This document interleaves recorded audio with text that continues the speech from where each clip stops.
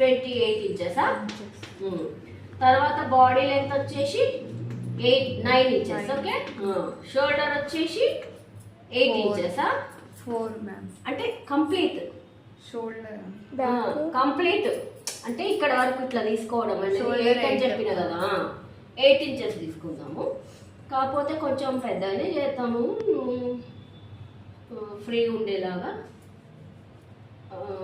10 తీసుకుందాం. ఓకే, కొంచెం కుట్లలో కూడా ఇరుకైతుంది కదా మనకి సైజు, సో 10 తీసుకుందాం.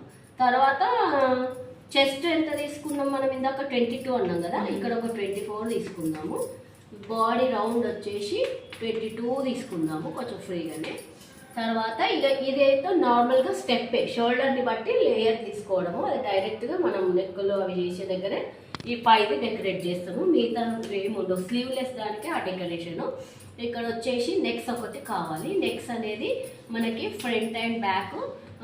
ఫ్రంట్ వచ్చేసి 4 ఇంచెస్, బ్యాక్ వచ్చేసి 5 ఇంచెస్ తీసుకుందాం. బ్యాక్ ఎక్కువ, బ్యాక్ కొంచెం డీప్ పెట్టుకుంటే బాగుంటుంది కదా, అయినా కూడా అందంగా ఉంటుంది. లేదంటే 3-4 తీసుకోవచ్చు అట్లా. ఇది ఈ సైజుల ప్రకారం ఇప్పుడు ఈ బాడీ ఎట్లా కట్ చేస్తాం, స్టెప్స్ ఎట్లా కట్ చేస్తాము, దానికి ఆ ర్యాఫిల్ ఎట్లా కట్ చేస్తాం అనేది డ్రాఫ్టింగ్. ఓకేనా? ఫోటో